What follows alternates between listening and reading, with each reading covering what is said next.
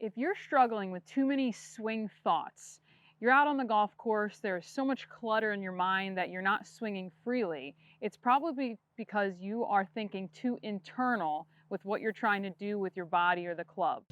Turn, shift, lift. Boom, right here. So internal means you're trying to think of specific positions with your hands. I want my left wrist to be here. I need my arm to be here. I need to turn my rib cage a certain direction. That's too internal. And now there's too much clutter in your brain and you can't swing freely like an athlete. So what I want you to do is switch those into more external thoughts. So something external outside of you. So a few of those examples, right? Turn. Everyone talks about turn. What is rotation? So some of you internally might think, oh, I need to turn my shoulder to right here. Well, instead, why don't we just switch it up and say, how about the buttons of my shirt, I'm going to point way back here in my golf swing. I'm just going to turn my buttons as far back to my right as I can without any restrictions on that range. I'm going to turn my buttons as much as I can. Or let's switch it to what the club face needs to do at the top of backswing. If maybe a coach or something that you've noticed that you're really open at the top of your backswing and someone says, oh, your left wrist is so cupped, you need to get that flat, you need to get that more bowed to get the club face in a better place. Well, how about this? How about we just blow up this picture and it's something familiar in your hands like a tennis racket. So instead, why don't we just point that racket more in this direction, okay? All of a sudden, this racket is a little less overwhelming. It's a little bit more familiar because it's sports. So as far as my tennis racket and your wrist angles and the club face alignment at the top, okay, when you have a nice flat left wrist, that tennis racket will be pointing kind of towards a 45-degree angle behind you.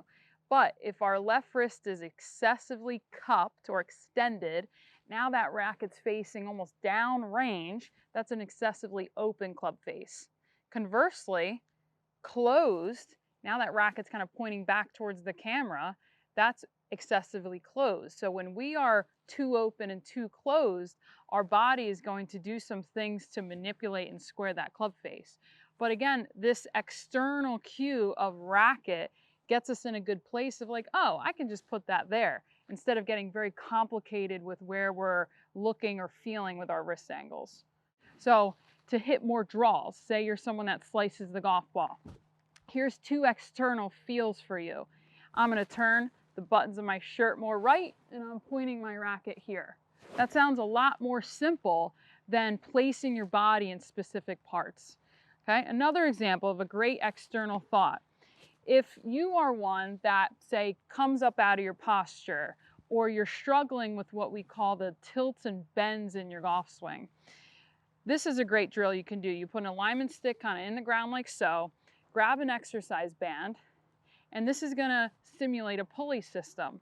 So you're going to grab this right side and you're going to pull this up and around you, extend this right side and pull this up and around you with your arm.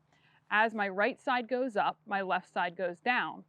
So this is a great way to simulate what the body looks like at the top of backswing as far as my body and how it's still in flexion, how my left side is lower, how I've extended my trail knee. But doesn't that sound like a lot to think about on the golf course? Instead, why don't you just go, I got to do my bands.